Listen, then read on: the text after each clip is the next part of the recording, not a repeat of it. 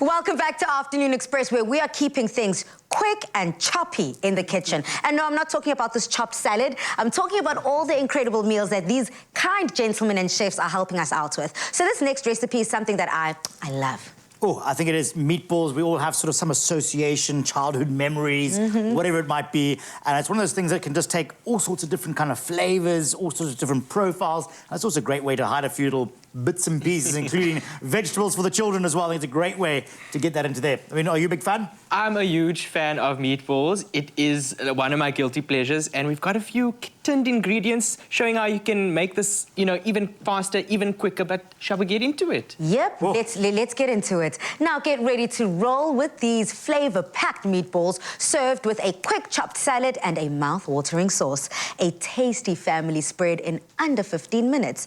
I mean, I'm just gonna start eating now and just listen to you guys talk. Well, I'm gonna start off with my meatballs and starting to get the flavors into here. So there's all sorts you can really add into here. So I'm gonna put in a little bit of spring onion into mine, and then breadcrumbs. Now, breadcrumbs, you know, yes, we all have breadcrumbs and something we'll have at home as well. But what I do is I always actually soak my breadcrumbs, basically rehydrate them, because remember, what they're gonna do here is draw out the moisture content, or take a piece of fresh bread and soak that and then use that, because that helps with a bit of binding.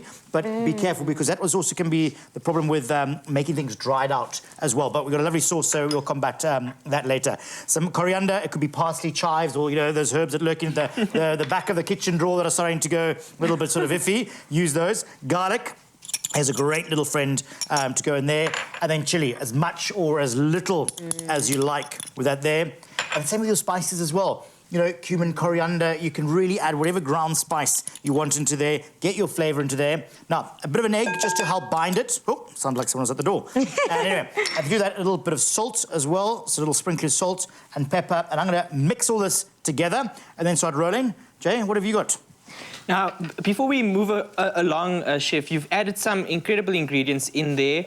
I see you've added an egg. Now, is that a vital step in you know, allowing the meatballs to be held together, or can you omit the egg? Are there other alternatives? Well, I look at now, I think adding an egg a little bit more in the old-fashioned kind of way, but it does help to bind and sort of sets and coagulates and holds things together. But if you're a little bit more sort of adventurous, do it without it. But then make sure your meat is really cold and help sort of hold its form. You want to make sure there's enough fat content in here as well, because the fat is what's going to keep it lovely and moist and succulent as well. Now, if you really want, you can always add a bit of bacon to this to really elevate a little bit of chopped up streaky bacon into here. So it's not 100% essential, but you need something just to help bind it together, especially if you're going to sort of, you know, do it very quickly like we are, and we want it to hold its form. But Chef, how did you make sure that it's not fully dried out? I mean, whenever I make meatballs at home, they just become solid as a rock. Okay, but again, this is this, we were talking earlier on with our livers. Don't overcook them either. Really important not to overcook them,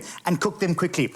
Also, just lightly put them and boil them in a shape. Hot pan, it's smoking. Oh, I love a bit of smoke in there. And then, you know, away from you, pop it into there and get that going. Use a little spoon just to help you sort of make out the correct measurement with this here. Or if you really want to be pedantic, a scale. I've worked in some kitchens and you literally weigh out every single one.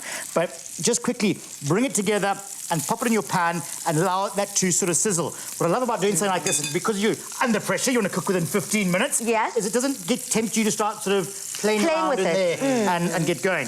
But anyway, let's just do one more after that. And we're going to just then let that fry that off. Get colour. Colour is flavour. Absolutely key now to get that cooking, to heat it through. Remember, with the sort of mince here, you can sort of eat it, you know, pink inside as well. Once it's sort of cooked all the way through. So very gently, pop it into there. It's a happy pan. It's going off quite nicely.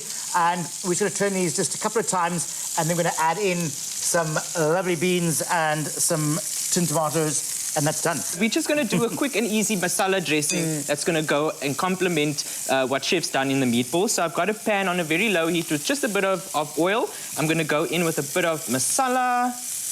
There we go. Add as much and little as you would at you know, for yourself. And we're toasting this off because we don't want that raw, you know, curry powder sort of flavor. Spice flavor, yeah. We want to just toast this off gently with a bit of oil. Keep your eye on it. You don't want it to burn. And you just sort of toss it around, just toasting it. It's kind of coming into a paste. It almost comes into a paste and also just develops that flavor. So we're mirroring some of the flavors that Chef has put into the Well, like we were talking about the breadcrumbs earlier on, we're rehydrating that spice. We're bringing it back to life. You know, it's been sort of sitting in a container or in a sack, you know, for months and months, sometimes, you know, maybe years, who knows.